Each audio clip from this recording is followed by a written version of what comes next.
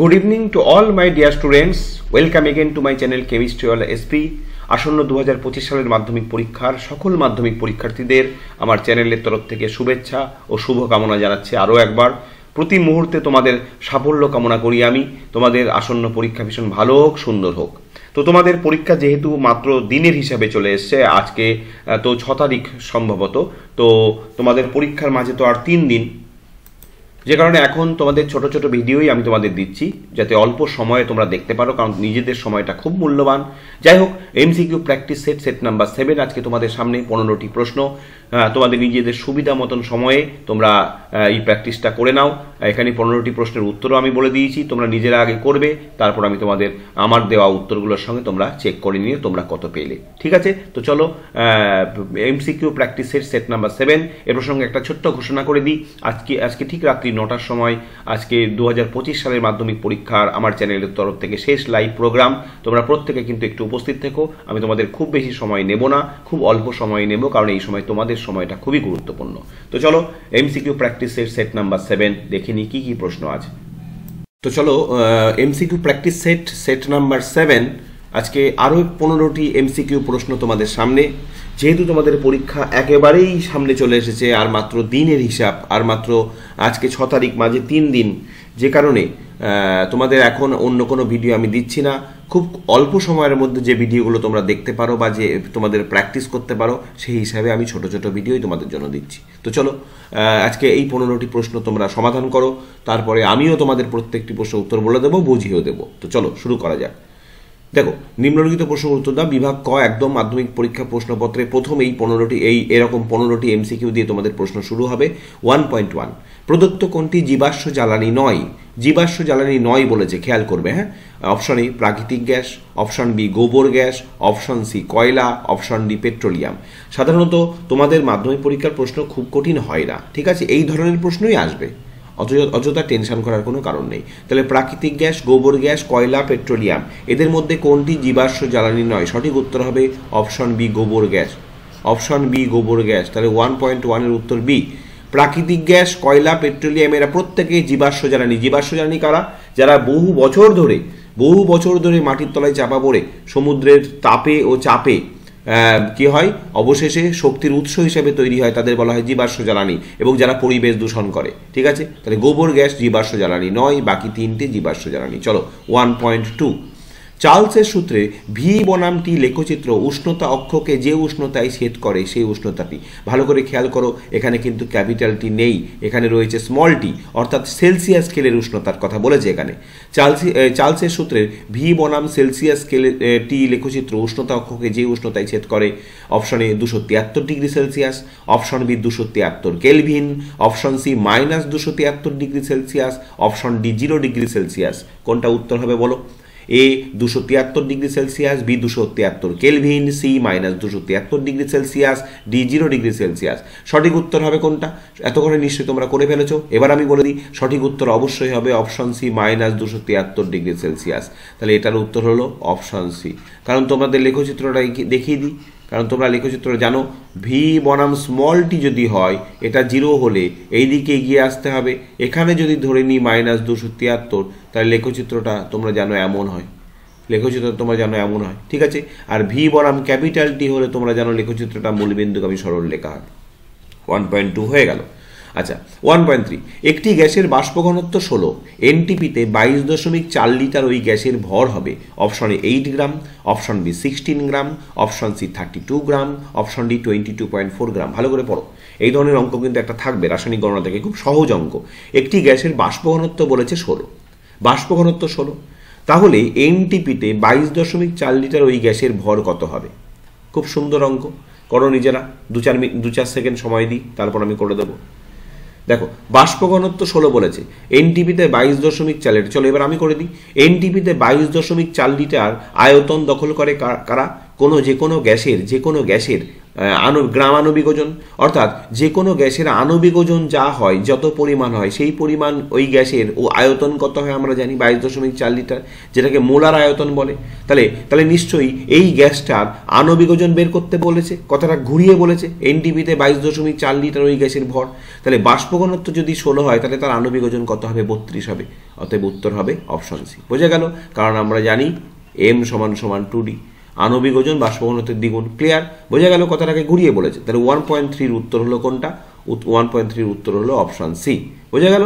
বাষ্প ঘনত্ব 16, তাহলে এনটিপিতে 22.4 লিটার ওই গ্যাসের ভর, অর্থাৎ আণবিক ওজন কত হবে জিজ্ঞেস করেছে।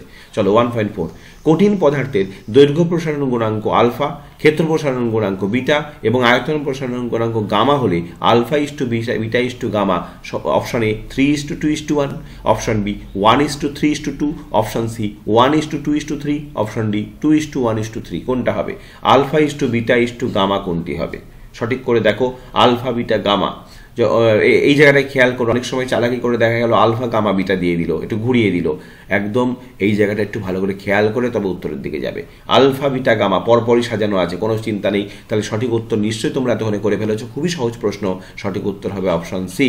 সঠিক উত্তর হবে অপশন সি 1:2:3। মনে রেখো, দৈর্ঘ্য প্রসারণ গুণাঙ্ক যা হয়, ক্ষেত্র প্রসারণ গুণাঙ্ক তার ডবল হয় এবং আয়তন প্রসারণ গুণাঙ্ক দৈর্ঘ্য প্রসারণ গুণাঙ্কের 3 গুণ হয়। ওকে, দৈর্ঘ্য প্রসারণ গুণাঙ্ক যদি x হয়, ক্ষেত্র প্রসারণ গুণাঙ্ক হবে 2x, আয়তন প্রসারণ গুণাঙ্ক হবে 3x।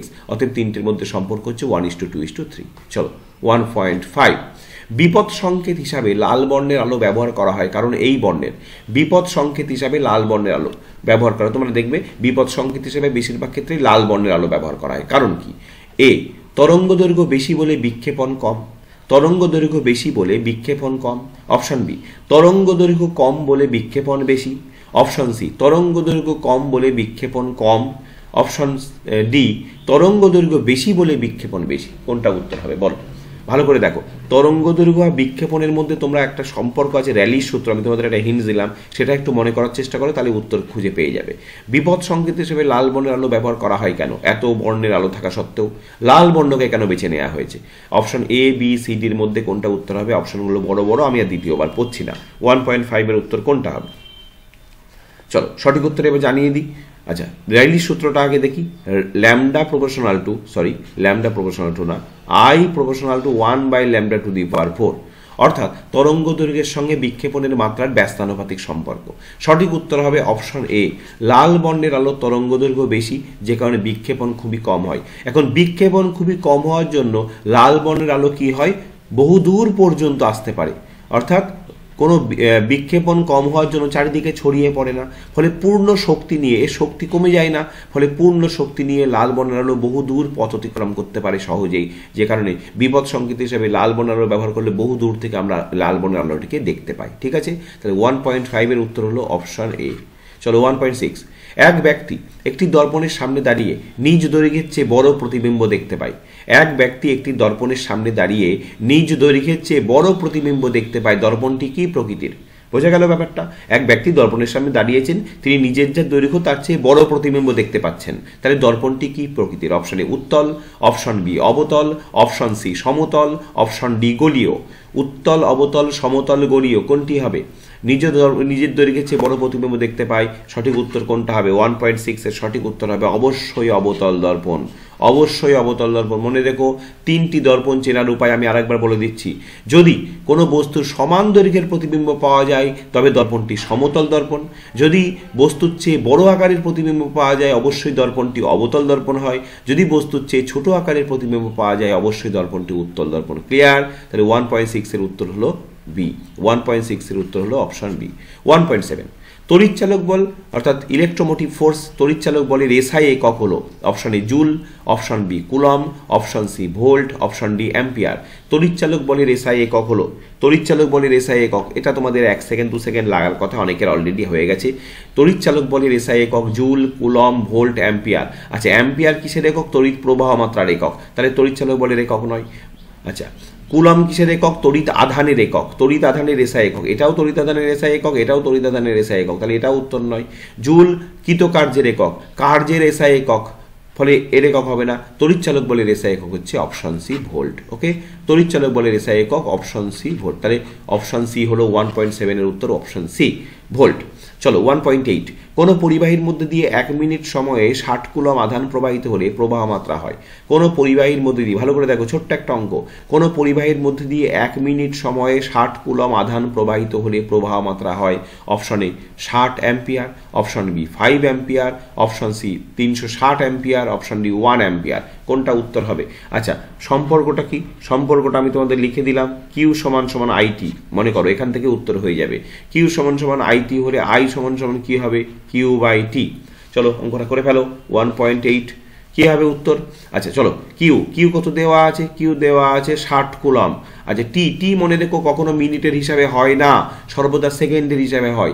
1 মিনিট মানে তাহলে 60 সেকেন্ড, তাহলে 60 কেটে গেল, তাহলে কত হলো? 1 অ্যাম্পিয়ার। কোথায় আছে? Option D 1 ampere. ছোট্ট ছোট্ট অঙ্ক কিন্তু পরীক্ষায় তোমাদের আসবে, এরকম ছোট ছোট অঙ্ক কিন্তু অবজেক্টিভে বিভাগ খতে 21টার মধ্যে বলো বা এমসিকিউ 15টার মধ্যে বলো, এরকম ছোট ছোট অঙ্ক কিন্তু বিভিন্ন আলোর চ্যাপ্টার বলো, কারেন্ট ইলেকট্রিসিটির চ্যাপ্টার বলো, রাসায়নিক গণনা বলো, এখান থেকে কিন্তু ছোট ছোট অঙ্ক আসবে। আচ্ছা 1.9, তেজস্ক্রিয়তা আবিষ্কার করেন। Option A Newton, option B Thomson, option C Becquerel, option D Watson. Newton, Thomson, Becquerel, Watson, কোনটা উত্তর হবে? তেজস্ক্রিয়তা আবিষ্কার করেন, তেজস্ক্রিয়তা আবিষ্কার করেন। Option A Newton, option B Thomson, option C Becquerel, option D Watson. সঠিক উত্তর হবে অপশন সি বেকারেল। যে কারণে তেজস্ক্রিয়তার এসআই একক তার নামানুসারে কি রাখা হয়েছে? তেজস্ক্রিয়তার এসআই একক তার নামানুসারে রাখা হয়েছে বেকারেল। ঠিক আছে, তেজস্ক্রিয়তা আবিষ্কার করেন বেকারেল। 1.9 এর উত্তর হলো অপশন সি। নাও 1.10। আচ্ছা এই প্রসঙ্গে একটা ঘোষণা করে দিই, আজকে ঠিক রাত 9টার সময়, ঠিক রাত্রি 9টার সময় তোমাদের সঙ্গে 2025 সালের মাধ্যমিক পরীক্ষার্থীদের জন্য আমার চ্যানেলের তরফ থেকে শেষ লাইভ প্রোগ্রামে তোমাদের সঙ্গে আসছি। খুব বেশি সময় তোমাদের আমি নেব না, খুব গুরুত্বপূর্ণ সময়ের মধ্যে তোমরা আছো, খুব বেশি সময় আমি নেব না। এই ভিডিওতে, এই লাইভ প্রোগ্রামে আমি তোমাদের বলে দেব তোমরা খাতায় কি কি কাজ করবে, কি কি কাজ করবে না, তোমাদের পরীক্ষার খাতা কিভাবে লিখলে বেশি নম্বর পাবে, কিভাবে লিখলে কেটে দেবে, সমস্ত কিছু তোমাদের আমি বলে দেবো, কি নিয়ম কানুন সব বলে দেবো। আজকে রাত্রি 9টার সময় তোমরা অবশ্যই প্রত্যেকে থেকো। চলো, পর্যায় সারণীর প্রথম পর্যায়ে মৌলের সংখ্যা কত? পর্যায় সারণীর প্রথম পর্যায়ে মৌলের সংখ্যা option A 2, option C B 3, option C 1, option D 4। পর্যায় সারণীর প্রথম পর্যায়ে মৌলের সংখ্যা অবশ্যই অপশন এ 2। হাইড্রোজেন কি কি আছে? হাইড্রোজেন আছে আর হিলিয়াম আছে পর্যায় সারণীর প্রথম পর্যায়ে, তাহলে এটা হবে অপশন এ। এই প্রশ্নের সেটটা যথেষ্ট সহজ, আমি তোমাদের সহজই দিচ্ছি। মাধ্যমিক পরীক্ষায় এইরকমই আসবে, অযথা আতঙ্কিত হওয়ার, ভয় পাওয়ার কোনো কারণ নেই। বিশাল কঠিন কিছু প্রশ্ন আসে না তোমাদের। এইবার কি না, এই পর্যায় সারণীর প্রথম পর্যায়ে মৌলের সংখ্যা জানতে চাওয়া হয়েছে, এইটাই দেখা গেল তোমাকে প্রশ্ন দিয়ে দিল পর্যায় সারণীর পঞ্চম পর্যায়ে মৌলের সংখ্যা কটি, বা পঞ্চম পর্যায় সারণীর চতুর্থ পর্যায়ে মৌলের সংখ্যা কত। ঠিক আছে, মানে কোয়েশ্চেনের ধরনটা এরকম হবে, শুধু প্রশ্নটা একটু পাল্টে দিতে পারে। চলো শেষ 5টা প্রশ্ন দেখি। দেখো তারপরে 1.11, প্রদত্ত কোনটি আয়নীয় যৌগ? Option A HCl gas, option B CH4, option C MgCl2, option D NH3। এদের মধ্যে আয়নীয় যৌগ কোনটি?